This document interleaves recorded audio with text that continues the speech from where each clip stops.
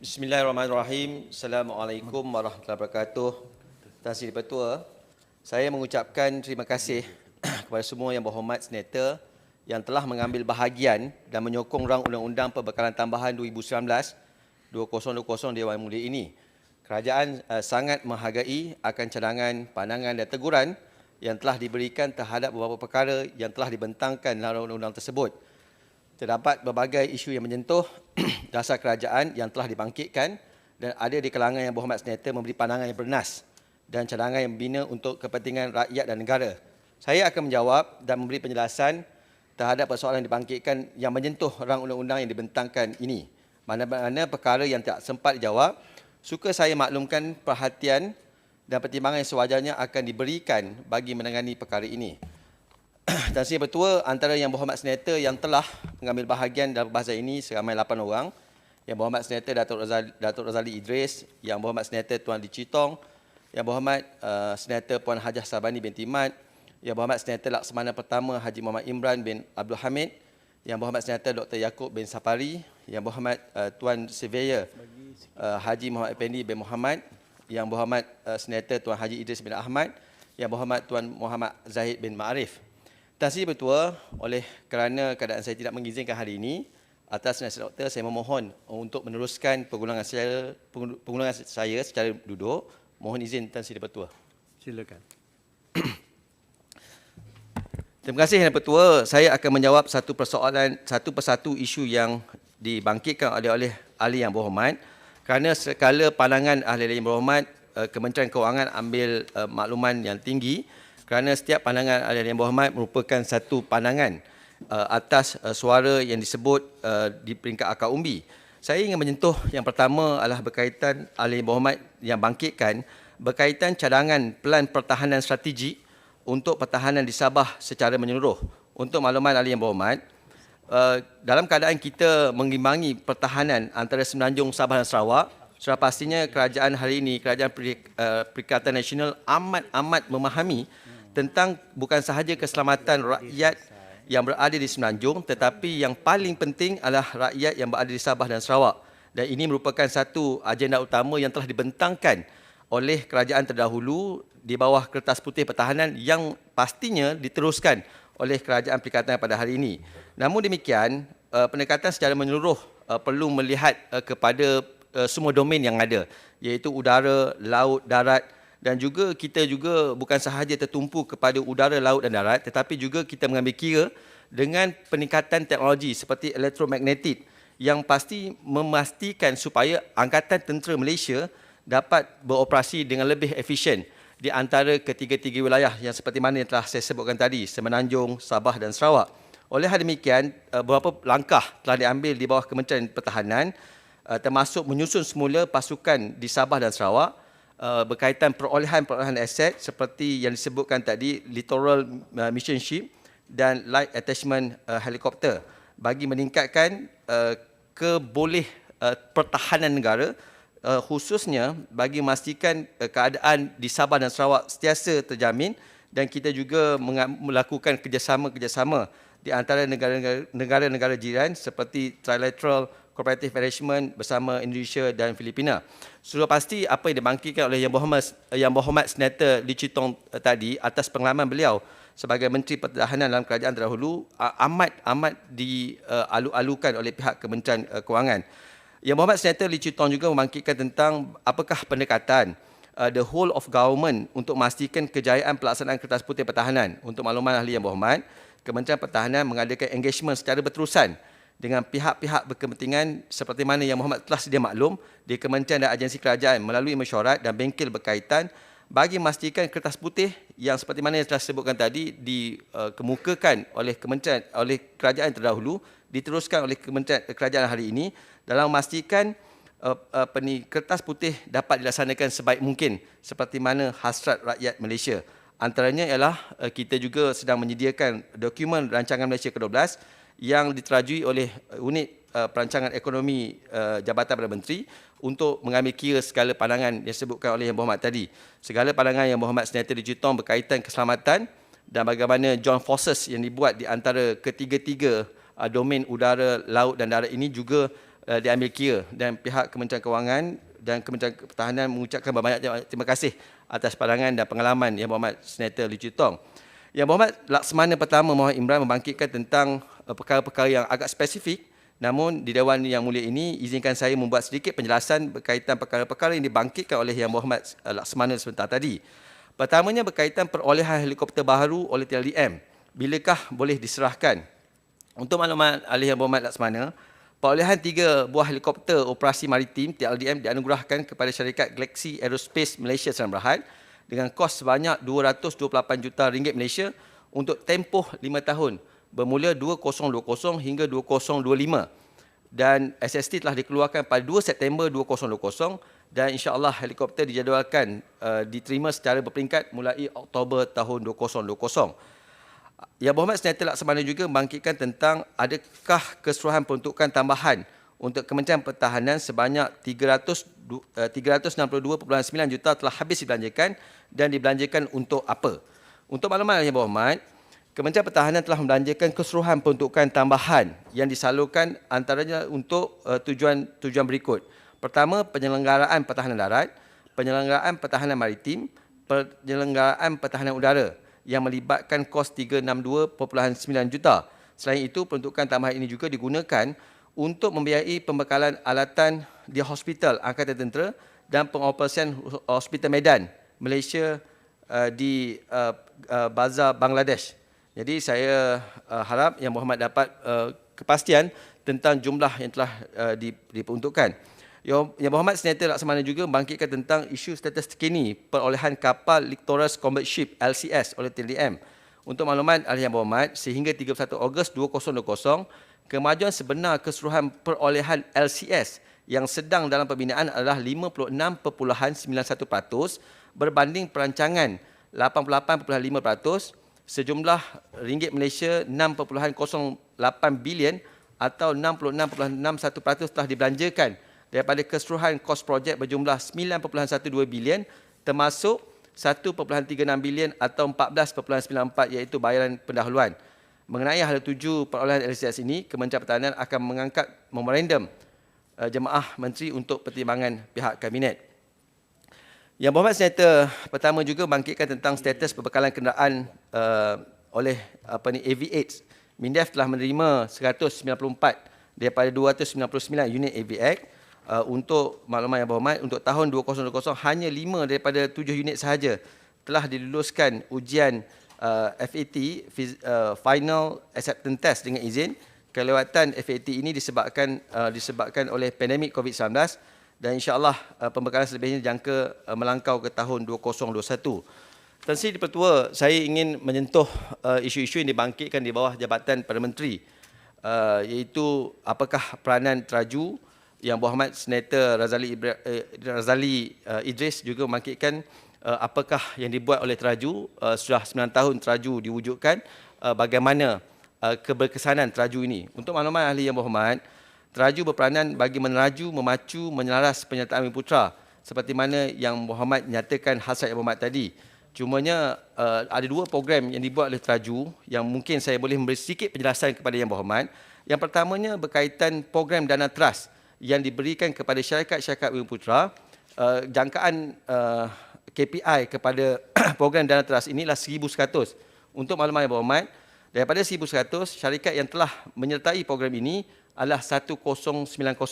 Hanya berbaki 10 lagi syarikat dan jumlah dana yang telah disalurkan kepada syarikat-syarikat ini bagi memastikan mereka mempunyai kekuatan dari segi dana di bawah program dana trust ialah berjumlah 2.63 bilion. Manakala untuk usahawan muda Yang Berhormat, skim permulaan usahawan Bumi Putra Superb yang diunjurkan supaya melibatkan 259 syarikat supaya menerima grant sehingga RM500,000 bagi setiap syarikat, dan dana yang telah diperuntukkan bagi program Superb ini berjumlah 91.5 juta ringgit Malaysia. Tetapi untuk makluman Yang Berhormat, betul kita akui ada sikit pengurangan. Setakat hari ini hanya 183 telah berjaya disalurkan. InsyaAllah dalam masa yang terdekat, pihak kementerian di bawah Jabatan Perdana Menteri akan melihat perkara-perkara yang melibatkan dasar Bumi Putra. Sudah pasti apa yang pandangan dan hasrat Yang Berhormat berkaitan isu Bumi Putra ini juga akan diberi perhatian yang tinggi seperti mana yang telah dinyatakan oleh Yang Amat Berhormat Perdana Menteri dalam ucapan beliau berkaitan perkara yang telah Yang Berhormat nyatakan tadi. Saya yang Berhormat Tan Sri Di-Pertua, saya juga ingin menyentuh di bawah Suruhanjaya Pilihan Raya. Seperti mana yang dibangkitkan oleh Yang Berhormat Senator Liew Chee Tong, dan seperti mana Yang Berhormat Liew Chee Tong juga amat mengetahui bahawasanya keputusan untuk menurunkan had umur ini telah mendapat persetujuan yang tinggi di Dewan Rakyat dan Dewan Negara, dan keputusan ini dibuat oleh kerajaan terdahulu tanpa kita mengambil kira pandangan kerajaan ketika itu atau pembangkang ketika itu. Dan Julai 2019 seperti mana Yang Berhormat telah nyatakan tadi telah diluluskan. Dan untuk malam Yang Berhormat, ingin saya ingatkan kembali pihak kerajaan yang terdahulu yang telah meletakkan satu milestone pembatuan supaya had umur ini kena diselesaikan secara automatik dalam tempoh 24 bulan. Dan seperti mana Yang Berhormat sedia maklum, 24 bulan ini bermula Julai 2019 akan berakhir pada Julai 2021. Dan insya-Allah dalam tempoh yang terdekat kita sedang melakukan banyak perkara-perkara. Cumanya saya ingin memberi sedikit penjelasan di Dewan Yang Mulia ini berkaitan libat urus bersama NGO, bersama parti-parti politik, agensi-agensi kerajaan yang terlibat, semuanya telah selesai. Sekarang ini ada 3 peringkat yang kita sedang lakukan bagi memastikan milestone atau timeline 24 bulan ini tercapai. Kita sedang melakukan penyediaan pindaan kepada peraturan pilihan raya pendaftaran pemilih 2020 tahun 2002.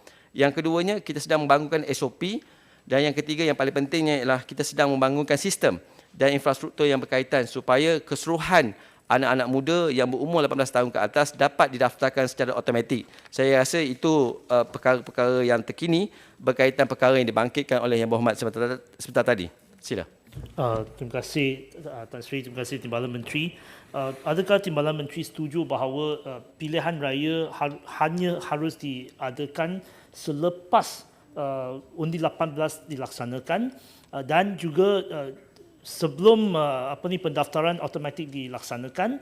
Adakah kerajaan bersedia untuk bertimbang untuk mereka yang melebihi umur 18 diberikan peluang untuk mendaftar diri, kerana Perdana Menteri baru-baru ini kata pilihan raya mungkin akan berlaku dalam masa terdekat. Terima kasih.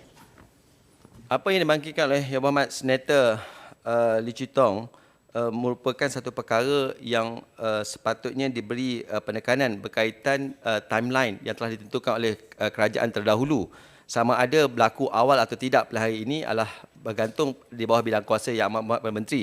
Dan sudah pasti apa sahaja yang kita lakukan, kita akan memberi hak kepada anak-anak muda yang berumur 18 tahun atau 21 tahun ke atas untuk memastikan mereka juga mempunyai hak untuk menentukan hala tuju kerajaan pilihan mereka. Walaupun kita Kementerian Kewangan dan melalui Kerajaan Perikatan Nasional hari ini, kita akan pastikan apa yang kita hasratkan dahulu, kerana semasa kita membuat keputusan untuk menurunkan had umur, bukan sahaja kerajaan ketika itu yang membuat keputusan.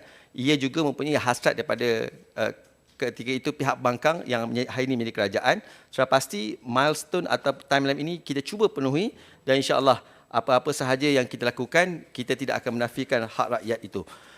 Tan Sri Di-Pertua, saya ingin menyentuh membuat penjelasan kepada isu yang dibangkitkan oleh Yang Berhormat Senator Dr. Yaakob Sapari berkaitan permohonan peruntukan khas JKR untuk Jalan Pelabuhan Kelang.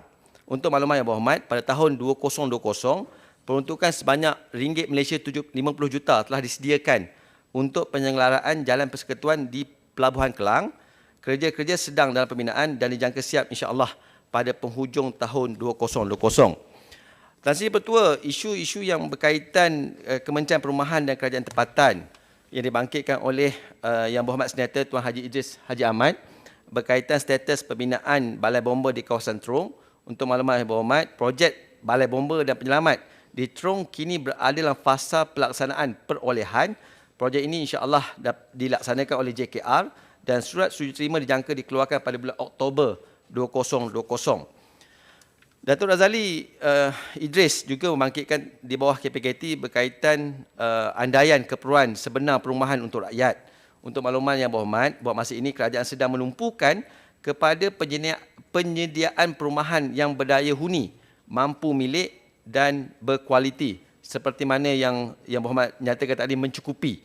Bagi memastikan pembangunan perumahan terutamanya rumah mampu milik RMM mengikuti keperluan rakyat, KPKT sedang melaksanakan pertama, kajian analitis data raya perumahan bagi melihat keperluan sebenar perumahan dan juga penawaran rumah sedia ada kepada rakyat. Yang kedua, penetapan dasar rumah mampu milik di RMM yang menggariskan penentuan harga shilling RMM rumah mampu milik kepada pemaju swasta, kerajaan negeri dalam perancangan pembangunan perumahan. Yang ketiga, membangunkan sistem pengurusan perumahan bersepadu HIMS bagi kawalan dan pemantauan projek perumahan. InsyaAllah Yang Berhormat, keperluan sebenar perumahan tertakluk kepada perancangan dasar kerajaan negeri masing-masing.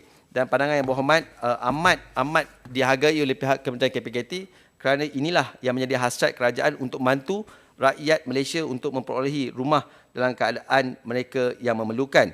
Juga Yang Berhormat senyata bangkitkan tentang Tan Sri Pertua berkaitan kawalan harga rumah sama ada dipantau oleh KPKT atau tidak. Untuk makluman Yang Berhormat, harga rumah tertakluk kepada pasaran dan mengikut sesebuah kawasan atau negeri di mana ia berbeza-beza penetapannya. Buat masa ini, KPKT akan menggariskan dasar perumahan mampu milik sebagai panduan harga shilling rumah mampu milik mengikut negeri. Namun begitu, penentuan harga rumah dibuat oleh kerajaan negeri berdasarkan kelulusan dan dasar ditetapkan oleh negeri masing-masing. Tan Sri Pertua, saya ingin menyentuh perkara di bawah Kementerian Pertanian dan Industri Asas-Tani yang panjang lebar dibangkitkan oleh Yang Berhormat Tuan Haji Idris Ahmad. Saya akui pandangan Yang Berhormat Tuan Haji Idris Ahmad merupakan pandangan yang diangkat daripada akar umbi dan sudah pasti Kerajaan Perikatan Nasional memahami nasib mereka yang berada di kampung-kampung, nasib mereka yang sedang mengusahakan durian kampung, dan perkara-perkara ini memang sudah pastinya telah diambil kira oleh Kementerian Pertanian MAFI, dan sebentar tadi saya telah dimaklumkan oleh pegawai-pegawai di bawah Kementerian MAFI, mereka telah menghubungi Pharma dan LPPP untuk mengambil kira pandangan Yang Berhormat berkaitan durian kampung. InsyaAllah dalam masa terdekat mereka akan pergi ke kawasan Yang Berhormat sebutkan tadi untuk melihat dan membuat sedikit kajian berkaitan keperluan untuk kita memasarkan durian kampung. Dan saya yakin pandangan Yang Berhormat ini adalah pandangan yang ada pemberatnya dan sudah pasti ini akan kita laksanakan. Untuk maklumat Yang Berhormat berkaitan Yang Berhormat bangkitkan berkaitan import makanan, monopoli dan kartel. Ini sudah pasti menjadi isu yang menjadi teras kepada Kementerian MAFI, dan untuk maklumat Yang Berhormat, perkara ini juga sedang dibincangkan dalam sesi libat urus bagi memastikan rancangan Malaysia ke-12 yang melibatkan perkara-perkara Yang Berhormat sebutkan tadi akan dimasukkan supaya kalau kita tidak dapat boleh menghilangkan monopoli atau kartel ini, sekurang-kurangnya kita mengurangkan pelaksanaan aktiviti-aktiviti yang Berhormat sebutkan tadi. Kerana apa? Untuk maklumat Yang Berhormat, kebanyakan item seperti ikan, ayam dan saluran telah mencapai tahap sara diri hampir 100% yang dipanggil kadar SSL, self-sufficient level, kadar kecukupan diri. Jadi saya ingat Yang Berhormat, segala pandangan Yang Berhormat ini akan diambil oleh pegawai-pegawai kementerian, dan sudah pasti pandangan Yang Berhormat ini juga akan dipertimbangkan dalam rancangan Malaysia yang seterusnya. Saya yang Tan Sri Pertua ingin membangkitkan tentang isu yang melibatkan Kementerian Kesihatan. Yang Berhormat Senator Datuk Razali bangkitkan perkara ini. Suka saya maklumkan setakat hari ini kerajaan hanya membuka pintu masuk kepada ekspatriat, pemegang pas jangka panjang iaitu permanent resident dan diplomat asing. Kemasukan lawatan sosial masih ditutup sehingga 20 September 2020 seramai 1.4 juta orang telah disaring. Sekatan kemasukan dibuat bagi pengembara daripada 23 buah negara kecuali warga negara Malaysia. Untuk makluman ahli Yang Berhormat, setakat 25 Julai, kita ada 14 Yang Berhormat pintu masuk antarabangsa yang masuk ke dalam negara kita.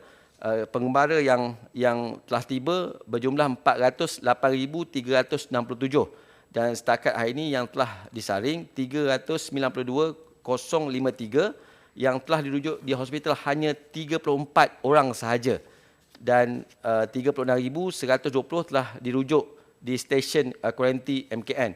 Apa sahaja yang kita lakukan untuk meredakan peningkatan COVID-19 ini sudah pasti kita lakukan secara bersungguh-sungguh, dan untuk makluman Yang Berhormat, Kementerian Kewangan sentiasa memperlihat perkembangan ini untuk memastikan segala keperluan peruntukan untuk memastikan program-program yang dilaksanakan oleh Kementerian Kesihatan akan mendapat kesan yang optimum. Saya juga ingin bangkitkan penjelasan berkaitan isu yang dekat dengan anak-anak muda yang dibangkitkan oleh Senator Hajah sebentar tadi berkaitan kenapa lantikan doktor dibuat secara kontrak. Untuk makluman Yang Berhormat, lantikan secara kontrak dilaksanakan selaras dengan Akta Perubatan 1971 untuk membolehkan graduan perubatan diberi penempatan bagi tujuan pendedahan pengalaman melalui latihan siswazah dan khidmat wajib tanpa tertakluk kepada jawatan tetap. Pegawai latihan kontrak boleh dipertimbangkan pelantikan tetap bergantung kepada jawatan baru yang boleh diwujudkan dari semasa ke semasa dan kekosongan jawatan sedia ada. Dan untuk makluman Yang Berhormat Senator, KKM sentiasa membuat libat urus dengan pihak GPA dari semasa ke semasa bagi mengatasi isu ini. Saya sudah pasti kerajaan memahami keluh resah para doktor pelatih dan juga keluarga mereka yang sentiasa membangkitkan isu-isu ini, dan Kementerian Kesihatan Malaysia sudah pasti amat prihatin perkara ini, dan insya-Allah perkara ini memang dalam pertimbangan pihak Kementerian Kesihatan, dan mereka akan memberikan perhatian tinggi dan keutamaan yang tinggi bagi kita meredakan isu doktor pelatih kontrak ini. Tan Sri Pertua, Senator Yang Berhormat Senator Haji Idris Haji Ahmad juga bangkitkan tentang perkara yang melibatkan isu-isu di kawasan beliau. Mengapa kerajaan bercadang menutup klinik Komunting dan beberapa klinik desa di kawasan Larut Matang seperti klinik desa Pondok Tanjung, klinik desa Kuala Terung, klinik desa Padang Gajah. Untuk makluman Yang Berhormat, klinik komuniti tersebut masih beroperasi seperti biasa sehingga kini Kementerian Kesihatan belum menerima permohonan penutupan daripada negeri. Semua permohonan akan dikaji secara terperinci sebelum membuat keputusan penutupan sesebuah fasiliti kesihatan untuk ditutup. Dan sudah pasti pelanggan Yang Berhormat ini akan dimaklumkan oleh pegawai-pegawai Kementerian Kesihatan kepada bahagian-bahagian yang berkaitan.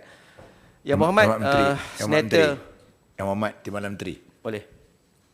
Terima kasih kepada Tan Sri Speaker. Ini memang ada satu surat sebenarnya daripada pihak pihak Jabat Tanah untuk berjumpa dengan pihak Hulu untuk mendapat pandangan ni. Saya tengok ni mesyuarat menutup fasiliti kesihatan daerah Larut Matang, iaitu Pejabat Kesihatan Daerah yang panggil untuk mesyuarat pada 3 September tahun 2020 di bilik mesyuarat Pejabat Daerah Tanah Larut Matang, iaitu 3 petang, bincangkan untuk nak dapat feedback ataupun daripada pandangan-pandangan penghulu dan juga daripada JKK supaya setuju atau tidak dengan penutupan ini. Pada saya patutnya idea ni tak perlu dikemukakanlah. Terima kasih. Terima kasih Yang Berhormat Senator Haji Idris Haji Ahmad. Seperti mana yang telah saya maklumkan tadi, sebarang permohonan untuk penutupan akan dikaji secara teliti. Sudah pasti apa yang dibangkitkan oleh Yang Berhormat sebentar tadi, pegawai Kementerian Kesihatan ada bersama-sama dengan saya. Sudah pasti mereka akan meneliti perkara ini. InsyaAllah Yang Berhormat, kita akan beri jawapan secara bertulis kepada Yang Berhormat berkaitan isu yang spesifik yang Yang Berhormat bangkitkan tadi. Dan saya yakin kalau ada keperluan di situ, sudah pastinya Kementerian Kesihatan di bawah Kerajaan Perikatan Nasional akan mengambil kira tentang kepentingan rakyat untuk kita dahulukan. Yang Berhormat Senator Puan Hajah Sabini bin Ahmad juga bangkitkan tentang mengkaji semula shift bekerja petugas di klinik kesihatan yang sesak hingga kekurangan kaki tangan. Perkara ini untuk makluman Yang Berhormat bukanlah satu perkara yang baru. Perkara ini semestinya perkara yang telah kita lakukan bagi memastikan klinik-klinik kesihatan, pusat klinik desa ini mempunyai kapasiti yang mencukupi. Cumanya apa yang kita sedang lakukan di bawah Kementerian Kesihatan, kita membuat slot temu janji kepada pesakit-pesakit supaya isu tempoh menunggu lama dapat kita kurangkan. Dan saya mengharapkan sangat Yang Berhormat Senator dan ahli-ahli Dewan Rakyat, kita perlu maklumkan kepada pesakit-pesakit yang mendapat slot temujanji ini supaya mereka mematuhi slot temujanji. Kenapa apabila kita nyatakan pada mereka pada pukul 9, mereka sepatutnya hadir pukul 9 kerana pukul 10 ada perkara lain. Perkara-perkara ini yang sedang kita lakukan. InsyaAllah pada hujung tahun ini, Kementerian Kesihatan akan mengkaji semula perkara-perkara yang mereka telah laksanakan sepanjang tempoh yang dicadangkan oleh Yang Berhormat tadi supaya penambahbaikan dapat dibuat kerana kita ingin mengelakkan kesesakan yang berlaku di hospital dan berlaku di klinik kesihatan desa. Dan sudah pasti Yang Berhormat juga amat mengetahui dan saya secara peribadi juga mengetahui perkara-perkara yang Yang Berhormat bangkitkan tadi kerana isu kesesakan ini yang cuba dikurangkan oleh Kementerian Kesihatan melalui program slot temujanji. Yang paling penting KKM berharap agar masyarakat mematuhi slot temujanji yang dibenarkan agar tidak berlaku kesesakan disebabkan pesakit datang tidak mengikut slot masa tersebut. Yang Berhormat Senator Hajah Sabani juga bangkitkan tentang isu bank darah. Saya amat memandang tinggi isu yang dibangkitkan oleh Yang Berhormat. Untuk maklumat Yang Berhormat, kapasiti di bank darah Malaysia mesti berada dalam keadaan 6,000 ke 10,000 pack darah merah dan untuk bagi keperluan satu Malaysia. Sekiranya kurang, itu sebabnya kita banyak lakukan program-program kesedaran, promosi, perkongsian maklumat secara berterusan dengan rakyat supaya mereka mengetahui apakah tanggungjawab sosial mereka untuk memastikan ini. Kerana kita faham walaupun kita meletakkan threshold 6,000 ke 10,000 pack darah bagi satu masa bagi satu Malaysia, cuma tempoh hayat pack darah merah iaitu 35 ke 42 hari sahaja. Manakala plasma dia boleh bertahan sampai 2 tahun tetapi platelet hanya boleh bertahan 5 hari. Itu saya harap seperti mana yang Berhormat bangkitkan ini merupakan isu yang penting bagi memastikan keselamatan nyawa rakyat Malaysia dapat dipertahankan. Saya juga Yang Berhormat ingin bangkitkan juga isu-isu yang berkaitan dengan hospital pengajar yang dibangkitkan oleh Yang Berhormat Senator Muhammad Zahid. Kenapa peruntukan tambahan diberikan kepada emolumen hospital pengajar dan beberapa jumlah peruntukan kepada setiap hospital pengajar. Untuk maklumat Yang Berhormat, izinkan saya memberi sedikit penjelasan di sini kerana ia melibatkan data-data yang cukup besar. Tetapi insya-Allah pihak Kementerian Kewangan akan memberi jawapan yang lebih detail supaya seperti mana Yang Berhormat nyatakan tadi, data ini perlu diberi kepada Yang Berhormat supaya Yang Berhormat dapat penjelasan tentang apa yang berlaku berkaitan prestasi kementerian atau prestasi kerajaan-kerajaan yang terdahulu. Untuk maklumat Yang Berhormat, berdasarkan kekangan hasil kerajaan, beberapa peruntukan bagi peruntukan keperluan tertentu diperuntukkan tidak secukupnya. Walaupun berdasarkan kutipan hasil, kerajaan akhirnya mampu menampung semula keperluan tersebut pada penghujung tahun 2019. Peruntukan bagi hospital pengajar adalah seperti berikut bagi tahun 2020. PPUM 410 juta, PPUKM 326 juta, HUSM 325 juta, HUIAM 160 juta dan PPUM 90 juta. Saya fikir Yang Berhormat berkaitan detail data yang spesifik ini, saya mohon kepada Yang Berhormat untuk memberi jawapan secara bertulis supaya jawapan ini lebih tepat dan mempunyai kewibawaan dari segi maklumat yang disampaikan oleh pihak Kementerian Kewangan. Yang Berhormat Senator Muhammad Zahid juga bangkitkan tentang rasional tambahan besar untuk sisa pepejal. Untuk maklumat Yang Berhormat, pembelanjaan mengurus adalah berdasarkan anggaran hasil kerajaan persekutuan seperti mana yang saya jelaskan dalam penjelasan yang terakhir tadi. Agihan peruntukan awal telah yang diluluskan untuk KPKT yang tidak mencukupi dapat tampung berdasarkan kutipan hasil sebenar kerajaan. Berhubung dengan agihan peruntukan untuk negeri-negeri pula, ia tertakluk kepada keadaan semasa dan saya juga minta secara bertulis kerana pihak kami kena memberi data yang secara teliti supaya data yang kita keluarkan ini ada kewibawaan Yang Berhormat. Akhirnya, Tan Sri Di-Pertua, saya ingin menyentuh berkaitan isu Kementerian Kewangan sendiri. Sudah pasti projek Bandar Malaysia yang dibangkitkan oleh Yang Berhormat Senator Datuk Razali Idris tadi mempunyai satu perkara yang harus mendapat penjelasan kepada rakyat. Seperti mana Yang Berhormat Senator Datuk Razali sedia maklum Projek Bandar Malaysia berkeluasan 480 ekar dan merupakan satu projek strategik semula bekas tapak pangkalan udara Kuala Lumpur yang sedang dibangunkan oleh Bandar Malaysia Sdn Bhd BMSB yang merupakan anak syarikat TRX City Sdn Bhd. Bandar Malaysia akan menjadi satu projek yang besar bagi memastikan projek Greater Kuala Lumpur yang berasaskan kepada pembangunan berorientasi transit TOD dengan rangkaian pengangkutan rel MR Line 2, HSR, KTM Commuter, Airport Express Rail Link dan jaringan lebuh raya utama Kuala Lumpur. Projek Bandar Malaysia dijangka dibangunkan secara berfasa dalam tempoh 25 ke 30 tahun. Projek Bandar Malaysia adalah projek yang strategi jangka masa panjang dan dibangunkan secara berfasa berperingkat dengan anggaran pembangunan kasar gross development value dengan izin sebanyak 140 bilion setelah disiapkan sepenuhnya. Namun demikian, kerajaan yang terdahulu pada 17 April 2019 telah memutuskan untuk meneruskan semula projek Bandar Malaysia selepas ditangguhkan pada Mei 2017 melalui kerjasama strategi dengan syarikat yang memenangi tender sebelum ini, iaitu IWH CREC Sdn Bhd atau yang mudah dikenali sebagai ICSB, sebuah konsortium antara Iskandar Waterfront Holdings Sdn Bhd dan China Railway Engineering Corporation Malaysia Sdn Bhd. Seras dengan keputusan tersebut, Jemaah Menteri pada 1 November 2019 antara lain telah meluluskan cadangan pemeteraian Restated and Amended Share Sale Agreement SSA dan Shareholder Agreement SHA dengan TRX City Sdn Bhd, IWH CRC Sdn Bhd dan Bandar Malaysia Sdn Bhd bagi penjualan 60% saham BMSB kepada ICSB. Kedua perjanjian tersebut yang berhormat telah dimeterai pada 17 Disember 2019 dengan nilai jualan bersih sebanyak 6.45 bilion ringgit Malaysia. Akibat penularan wabak COVID-19, TRXC telah meluluskan permohonan ICSB supaya diberi lanjutan masa extension of time dengan izin untuk memenuhi syarat-syarat pembelian daripada 17 Jun 2020 kepada selewat-lewatnya 5 November 2020 dengan EOT, pembayaran deposit dan pendahuluan daripada 30 April 2020 kepada selewatnya 15 September 2020.